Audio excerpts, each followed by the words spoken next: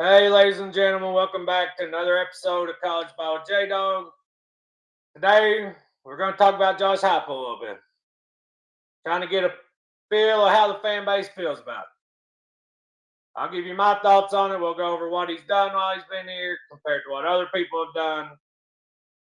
Talk about how I feel about it. You tell me how you feel about it in the comment section. We're going to preview week 14. We're going to do the Saturday games today. Yesterday, I did Friday games. Just heads up, y'all. I didn't realize my microphone died yesterday, so I apologize about that. I've got it charged up. We're also going to go over some Kiffin drama. It's every day now. Y'all subscribe to the channel. Help a brother out. Hit that thumbs up. Get in that comment section, especially about the Josh Heupel stuff. We're going to quit rambling on, y'all. Let's get into it. We're going to talk about Heupel first, y'all. First, I got a little thing I want to show us here. Since joining the SEC in 1933, Tennessee has had 3 head coaches that have gone 500 or better in each of their first 5 seasons in the SEC. General Neyland speaks for herself.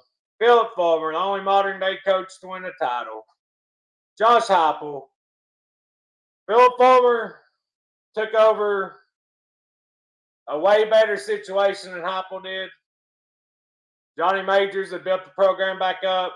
Majors had some health issues. Fulmer took over. Took the job from him. Philip Fulmer and Majors never got along again after that. You got to take into consideration the disaster Heupel took over. And to still not have a losing record. When he took over, our over-under win total was 4.5, y'all, or 3.5. People didn't even think we'd win an SEC game. And he got us to 7-6. We went 7-5 regular season, got screwed in the bowl game against Purdue.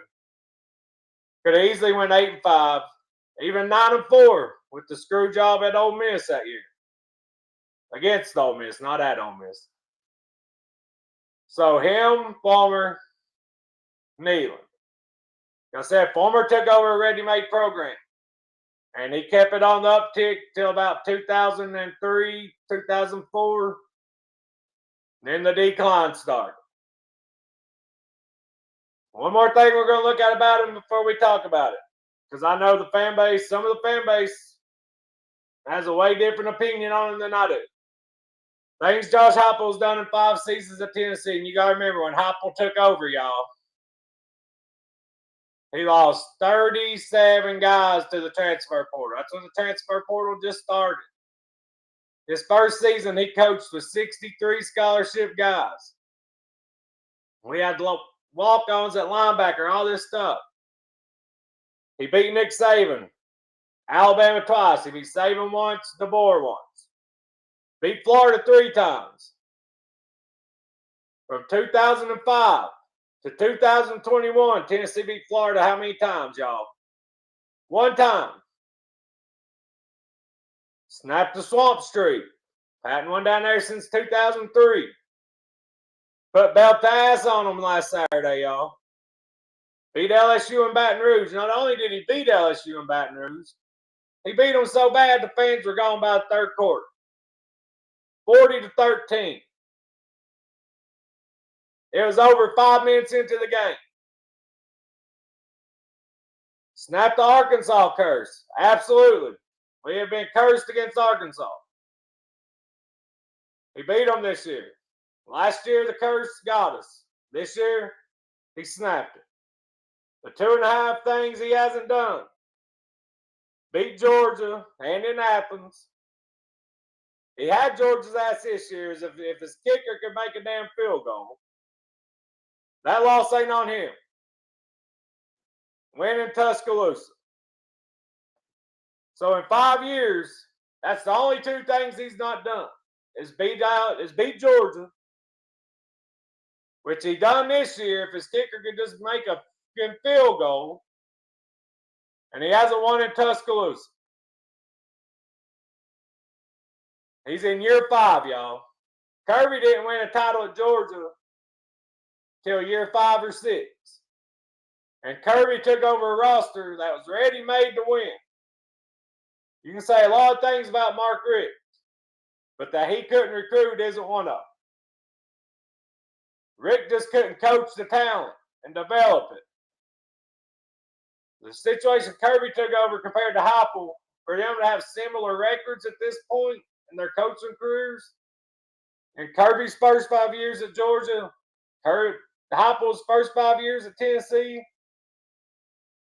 Heupel's X and O coaching job and development job is as good as you'll see, y'all. This fan base has gotten spoiled in 5 short years. They forget the Butch Jones. They forget the Derek Dooley. They forget the Lane Kiffin, the Jeremy Pruitt, all that. We was a 6-win program basically every single year from 2009 until 2022. Butch Jones had 2 8-4 seasons mixed in there. Besides that, we was a 6-7-win program at best. At best. 2022, Heupel goes 11-2. 2023, 9-4. Little step back. 2024, 10-3 playoff appearance. 2025, his 5-star number 1 overall quarterback leaves in April. He has to bring Joey Aguilar in. He don't come in until June, July. He's played nothing but ball at Appalachian State and Community College. He's got a chance to go 9-3. He's a missed field goal away from beating Georgia from another playoff appearance. Yet we've still got, I don't want to say it's a lot of the fan base, but it's definitely not a silent percentage of the fan base. I'd say it's probably 10-15%. I want to say, fire Heupel, or when are we going to quit settling for mediocrity? Or Heupel's or James Franklin. That's one I've heard from Jonathan Crompton, a former Tennessee player who was a bust. He had a decent year under Kiffin, but before that, in 08, he was part of the reason that got Philip Fulmer fired. He was throwing bounce passes at quarterback like he was a point guard. Go back and watch 2008 against UCLA, first game of the season, other games. He was literally throwing bounce passes to his receivers. And then he wants to come on the damn radio or whatever it was and say that Josh Heupel's or James Franklin. In year 5 of a rebuild that people said would take 5 years for us to even be competitive. How do y'all feel about the Josh Heupel slander? I think it's atrocious. If anything, all Josh Heupel should be getting right now is his flowers for turning this program around, for beating Florida 3 times in 5 years. Phil Fulmer done that from 2001 to 2004. Besides that, the rest of Fulmer's career, he didn't do that. He's beat Alabama 2 out of 5. After we lost to them 16 years in a row, y'all. 16 years in a row we lost to Alabama. And Heupel's beat them 2 out of 5 while he's still rebuilding this program. Beat the shit out of LSU at LSU. Like that said, the only thing he's not done is win in Tuscaloosa and beat Georgia. And damn it, he should have a win against Georgia this year. It's the 10-15% of the fan base. Y'all give me your honest opinions in the comment. You watch this video, give me your honest opinions in the comment section. How do you assess the job that Josh Heupel has done at Tennessee? Me, I'm giving him an A. I'm not going to go as far as an A+, but I'm giving him an A. He took over a program with the NCAA looming around campus, other coaches recruiting negatively against us. Oh, Tennessee's going to get the hammer. Tennessee's this, Tennessee that. And also, we had sucked for 15 years before he got here. And all he done was go 7-5 regular season his first year. Second year, he takes a team of misfits that he's had to throw together. Hasn't hit his peak in recruiting yet because of the NCAA shit. What's he do? He goes 10-2 regular season. 11-2, beats the crap out of Clemson in the Orange Bowl. First BCS big time New Year's Six bowl game Tennessee's been to. And how long? 01, 03, somewhere around there. So in over 20 years, our first New Year's Six bowl game. And beats a Clemson team whose downfall hadn't started really yet. That was the start of it. Then what's he do? He loses Hooker, he loses Hyde, he loses all them. Still goes 8-4 regular season. It was a step back. Recruiting just keeps going uptick. Last year, had a 5-star quarterback who was supposed to be all world. Well, he didn't work out. He was still developing, hadn't hit his stride yet. What's Heupel do? Run the ball 70% of the time, play defense, still beats Alabama, still beats Florida, beats Vandy Diego Pavia, makes it to the playoffs, loses to the eventual national champions. And the way the seeding worked in the playoffs last year, we got screwed out of a home game. Because you had Arizona State, Boise, teams like that, they got first-round byes. They didn't deserve it. Because they won their conference championship. Of course, after Tennessee gets screwed by it, they change it this year. Top 4 seeds get the first-round byes. Then you go from there. So now Miami, we get the last seed, the 11th seed, and then the group of 5 gets 12. So if the seeding was like that last year, Tennessee gets a home playoff game, maybe gets Notre Dame's draw or Penn State's draw, or Penn State has to play SMU and Boise. Penn State had to play SMU and Boise to get to the semifinals. If Tennessee ends up with that draw, do you not think that we at least make it to the semis against Notre Dame?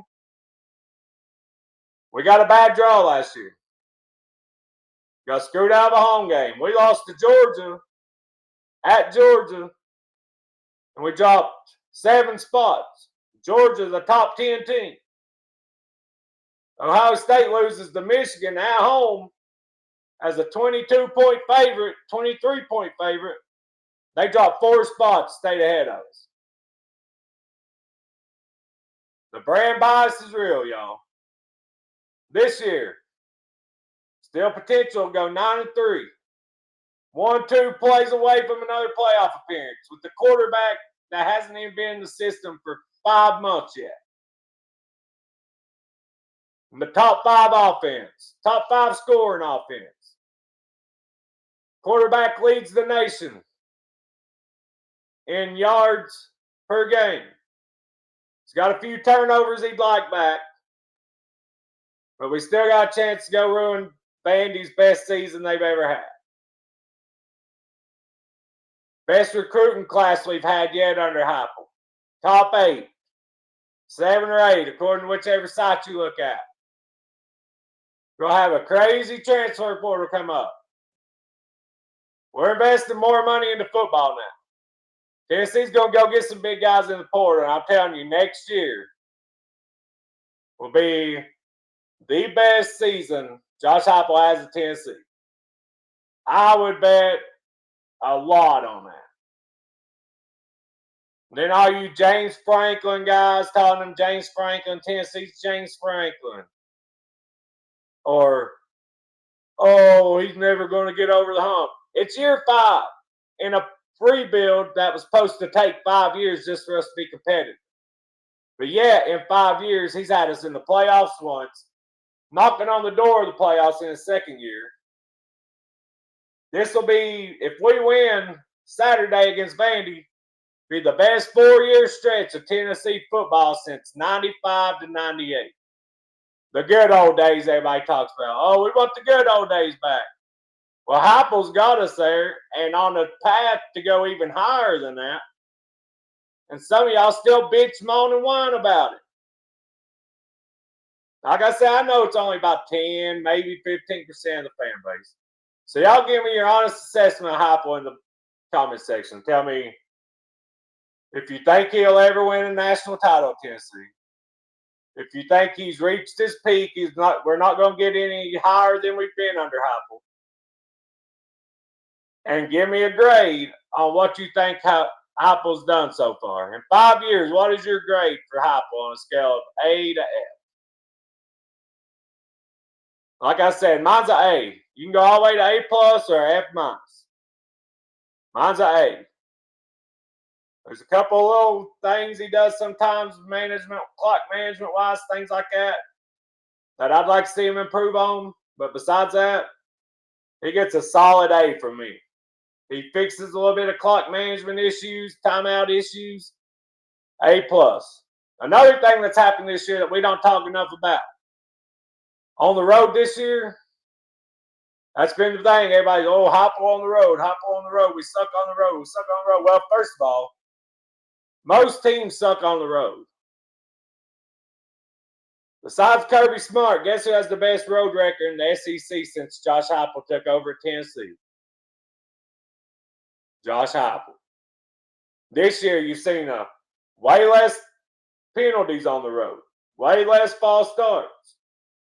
The man has had to throw together pieces of a puzzle that don't fit to get to where we are now, to where he can be selective, to where he can get his guys and go to the portal and just add a couple pieces on maybe we missed on recruiting.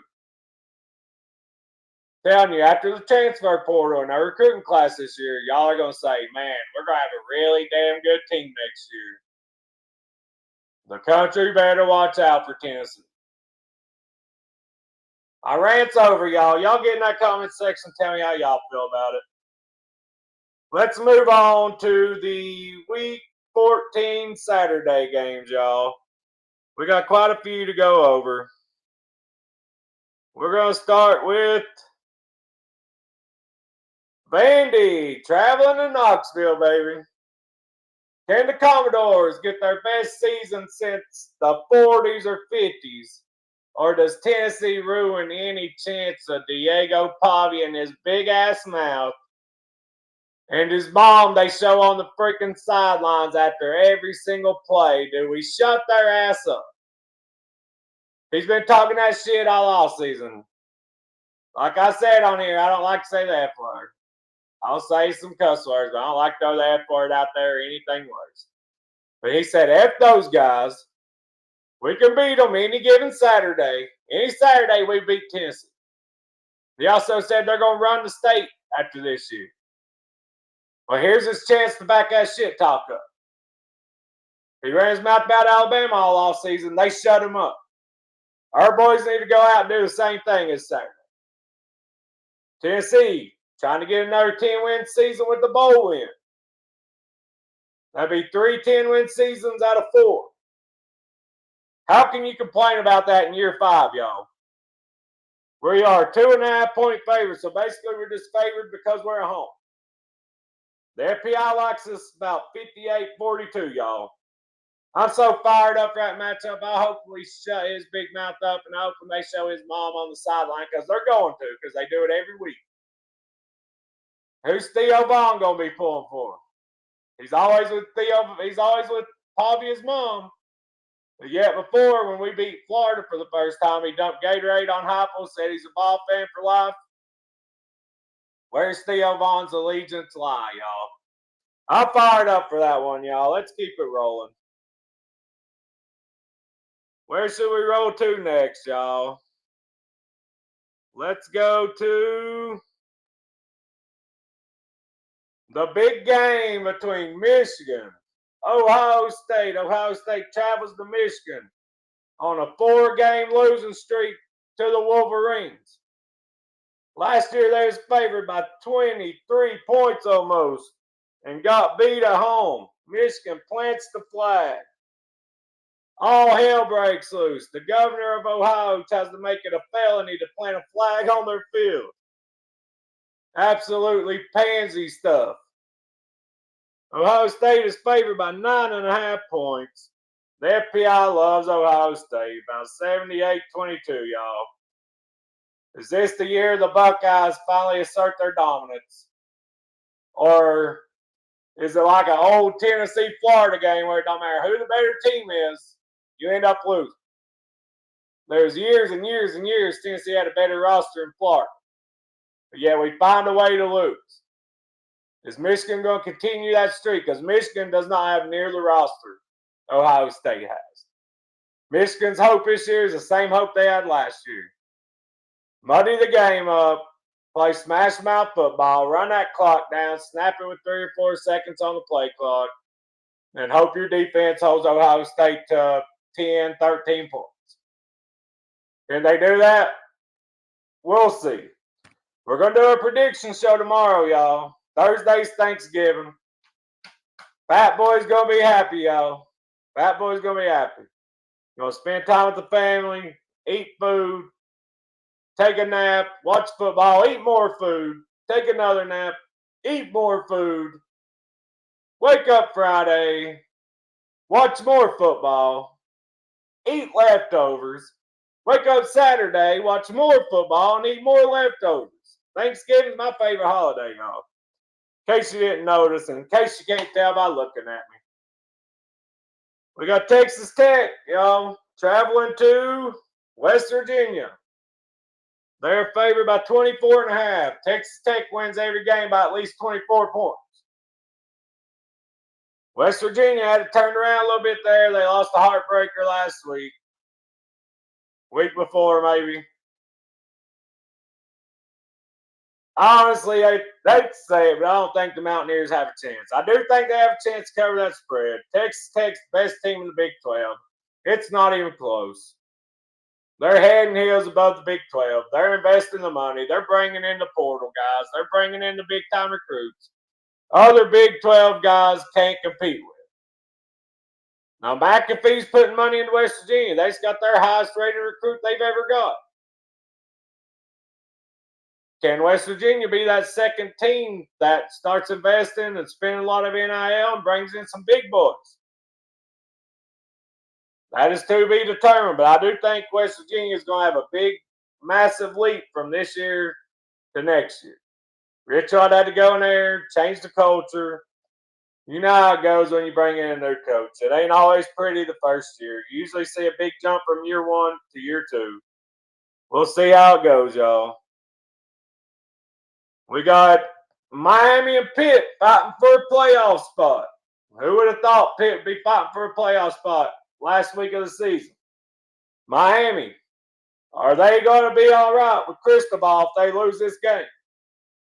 This is year 4 of Cristobal. They've lost games as double-digit favorites. They are head and heels above the rest of the ACC with talent. But yet they still can't seem to make it a ACC title. They are favored by 6.5 on the road at Pitt. The FPI loves Miami 70-30. If Pitt keeps this game close, y'all, I think they will win this game. Every close game Miami's had this year, they've lost, besides the Notre Dame game. So they really dominated Notre Dame game. But every game Miami's had a close game, and you can go back and fact check me. I've said when Miami's in close games, Cristobal does not coach well. If they're winning big, they'll win. If they're in a close battle, I think Pitt can win this game. Predictions tomorrow, y'all. We usually do on Thursday. But Thursday is Fat Boy heaven, y'all. You got Central Florida against BYU. I'd love for Central Florida to beat BYU and help my balls climb up a little bit. I think it's going to happen? Absolutely not. BYU's favored by 17.5 points. That may be your best bet tomorrow, y'all. They're favored by the FPI, 93.6%. Probably going to be a rematch of BYU, Texas Tech in the Big 12 title game, y'all. And if it's anything like the first one, Texas Tech's going to beat the shit out of them again. BYU just don't have the offense against a really good defense. They just don't. This is a sneaky good game, y'all, that not a lot of people are talking about. Oregon versus Washington at Washington. Washington's lost one home game in like 5 or 6 years. That was the Ohio State. And they actually played Ohio State closer than anybody has this year besides Texas. They only lost by like 17, I think, which is still a lot, but not compared to how everybody else got beat by Ohio State, y'all. Oregon coming off a big win. Are they looking ahead to the Big Ten title game, maybe overlooking Washington? I don't think so, not with Dan Lanning as your coach. They're favored by 6.5 points. The FPI loves them about 75-25. Damon Williams Jr. will have to have a hell of a game here for Washington to pull this upset. Washington can't keep it close. Oregon's just so much more talented at every position, according to recruiting rankings. That don't mean anything. And Washington is a tough-ass place to play, y'all. And also, it's Florida talking to Jed Fish of Washington. Going to be their next coach. They could do way worse, y'all. Jed Fish is a Florida alum. He wants that job. He turned Arizona around. He goes straight to Washington, year 2. After Kalen DeBoer left, they lost basically their whole roster, and he's done got them with a chance to win 9 games. Jed Fish is a hell of a coach. Florida could do way worse. Where we heading to next, y'all? Let's go to Mizzou and Arkansas, y'all. Can Arkansas get a conference win this year? Missouri's on a downslope. Arkansas's been competitive in every single game. If Taylor Green plays, Arkansas can win this game. Missouri's favored by 2.5 points. FPI gives them about a 63% chance. Drinkwitz is supposedly out at Florida. I think Drinkwitz will be a pretty good coach at Florida. He's went 9-3-ish, 10-2, one year at Missouri, 9-3, he's 7-4 this year. He's starting to slowly decline. He still, I think, is a pretty good coach. I'm interested to see where Florida's going to go, y'all. After this Saturday, the coaching dominoes are going to start falling. Arkansas can win this game. They're only 2.5-point underdogs. And that's because they're at home. They'd be probably about 5-6-point underdog. Can they get one conference win to end the season? Missouri did not look very good against Oklahoma last year. Their offense is struggling. You stop the run, you can beat Missouri. Arkansas's problem is they can't stop the run. They're pretty good against pass. They're not very good against the run. Is Taylor Green playing? I'll have to figure that out tomorrow before I make my picks. I was hoping LSU could knock Oklahoma out of the playoffs, and then I watched them against Western Kentucky last week, y'all. They barely squeaked that win out. I think they threw in the towel for the season. They're wondering, is Lane Kiffin going to be our coach? Are we going to transfer? Are we going to stay? They're focused on everything but this football game. I think it'd take a miracle for LSU to win this game. I hope they win it, but I don't see it happening, y'all. They are 10.5-point underdogs. If they hadn't fired Brian Kelly, they'd probably be a 2.5, 3.5-point underdog. But they did. The FPI likes Oklahoma, 74%. It would take a last hurrah stand. LSU just wanting to ruin Oklahoma's season for this upset to happen. I'm not sure they care enough. I'm really not. LSU's defense can keep them in it because Oklahoma's offense has not been shit the last 5-6 weeks. Their defense keeps getting turnovers and they keep winning. Last game we're going to talk about, y'all. is the Iron Bowl. How sweet would it be for Auburn to knock off Alabama to end their playoff hopes? That's what a lot of these teams, that's all they had to play for this weekend, y'all. Don't give a damn what I said about the LSU Oklahoma game. Don't apply here. Auburn hates Alabama. Alabama hates Auburn. It's one of the biggest rivalries in college football. They hate each other just like Tennessee, Alabama, Tennessee, Florida. All these big rivalries. Can Auburn muster up enough to knock Alabama out of the playoffs last week of the season? They got the talent on the roster to do it. It's just not being coached good enough. And those guys go out there, play above their heads at home, beat Alabama. Auburn's got a really good record against Bama at night at Jordan-Hare. Last time at Jordan-Hare, it took a Jalen Milroe freaking miracle to win the game. Or was that last year? I can't remember. That's going to be a good game, y'all. The Lane Kiffin drama, he said yesterday, oh, my players don't care about me talking to these other schools. They got the transfer portal. That's 100% false. They reported that a lot of these players do care. They're tired of being in all the drama. They want to know what their coach is going to do. Not every one of them just want to transfer all the time. Some of them may actually like being at Ole Miss. Some of them may like Kiffin, but some of them may like Ole Miss better. They like being there. They don't want to go to LSU. They don't want to transfer. That's 100% fact being reported by Ole Miss reporter. These players do care about that shit.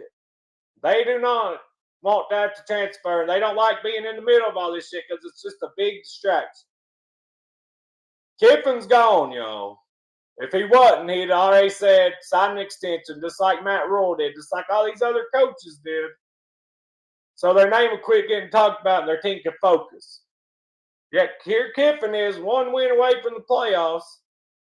And what's he doing? Avoiding questions. He's leaving. He's probably going to LSU. It is what it is. I feel bad for his players. If they lose to Mississippi State this weekend, y'all, and Kiffin bolts to LSU, will the committee take them out of the playoffs? They've knocked teams out of the playoffs for less, losing their quarterback. What's worse, losing your quarterback or your coach? It'll be interesting to see if he does leave and go to LSU, if they get to stay in the playoffs if they lose to Mississippi State. And them losing to Mississippi State is very possible because that team is distracted. They're not focused on this game. I get it's a big rivalry. They hate each other, all that. In the back of their head, all they're thinking about is our coach going to be here next? We'll have to see how it goes, y'all. That's the episode for today. I appreciate all y'all tuning in. Tell me how y'all feel about the job Coach Heupel's done in the 5 years he's been here. Do y'all think he's our program, St. Franklin? Y'all think he's going to take us to the next level? We're knocking at the door, y'all. Subscribe to the channel. Hit that like button for me on your way out the door if you haven't already. I appreciate everybody that's tuned in. We'll do our episode tomorrow, and then it's off to Thanksgiving. I won't see you again until Sunday. God bless y'all.